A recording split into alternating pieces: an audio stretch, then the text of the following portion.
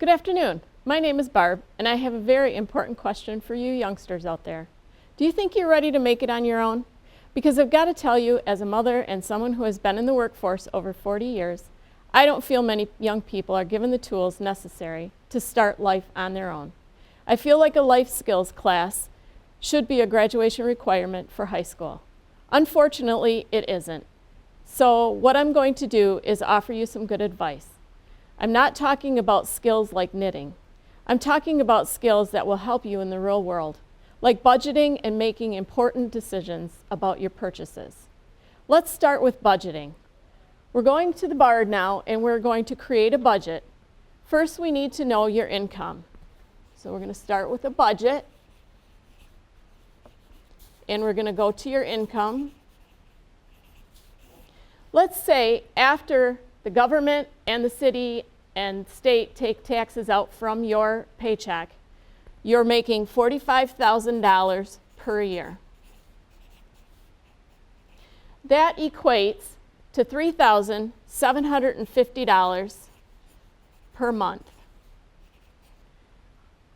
Now we need to look at your expenses, which will typically include rent or a mortgage, and since you've just gotten out of college, you probably will be paying rent.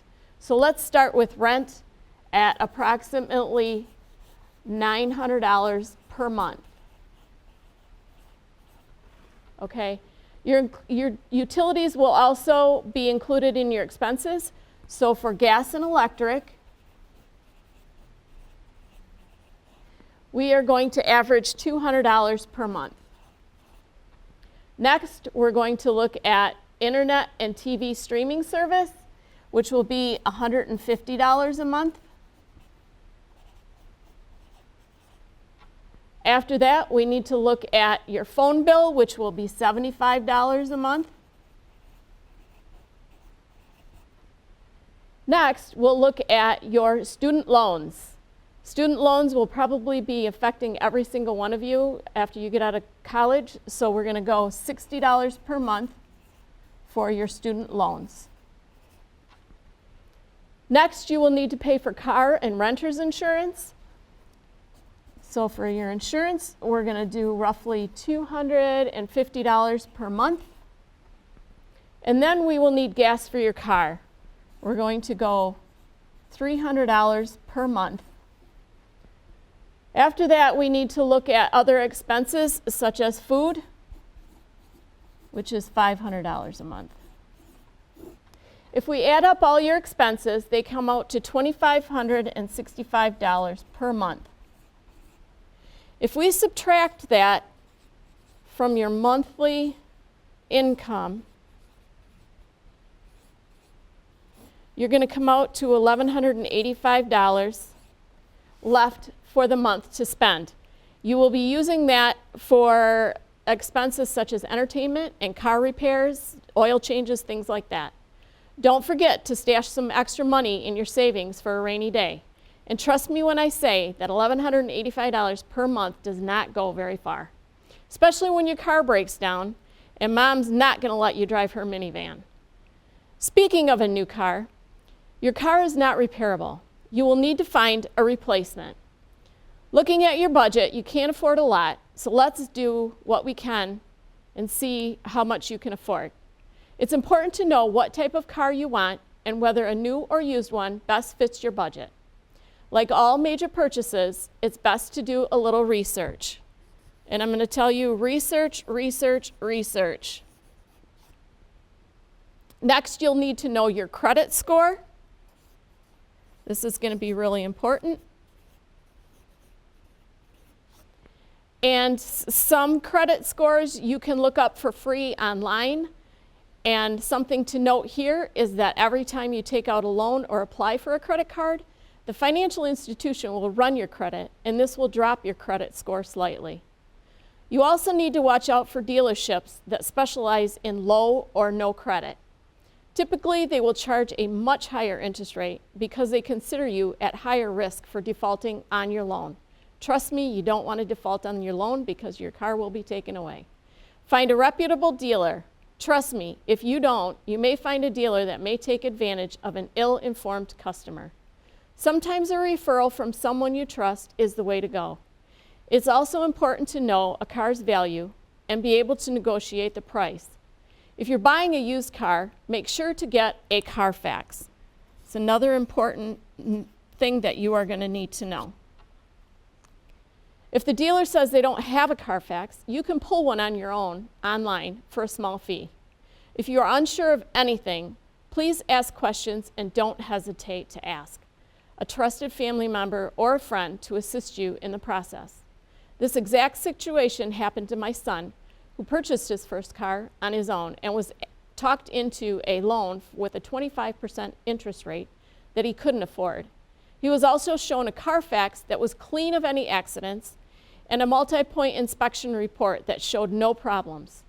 A short time after purchasing the car, his back and front windows were damaged and needed to be replaced. We found out that neither of them were original to the car. We also found out the front hood was not original, hence the Carfax. At 43,000 miles, the engine died and had to be completely rebuilt. Thankfully, the manufacturer's warranty covered that expense. At this point, all I can say is car buyers beware. Lastly, there's some very important information I would like to share with you concerning the purchase of your first home. First, you need to go to the financial institution to apply for a loan. They will go over the entire application process with you and answer all your questions. Don't be afraid to ask questions. Questions, questions, questions. This is a very important and expensive purchase. They will assist you in filling out the appropriate paperwork, and they'll go over all your mortgage options, such as a fixed rate mortgage or a balloon mortgage. And they will help you decide which best suits your needs. Once you've been pre-approved for your loan and know how much you can spend, you need to work with a real estate agent and begin looking for a home. Once you have found the home of your dreams, the agent will help you negotiate a price and will process the paperwork to present an offer to the seller. Your agent will advise you on an appropriate offer based on the current market trends and comparable homes in the area. If the market is saturated with homes for sale, you can usually offer less than asking price. This is called a buyer's market.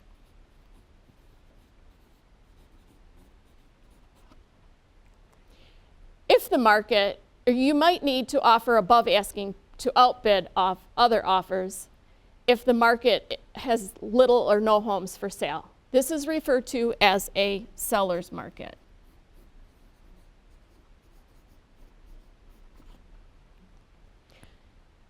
Once the seller can counteroffer your offer, and after the price is negotiated and agreed upon by both parties, an inspection of the home is typically done.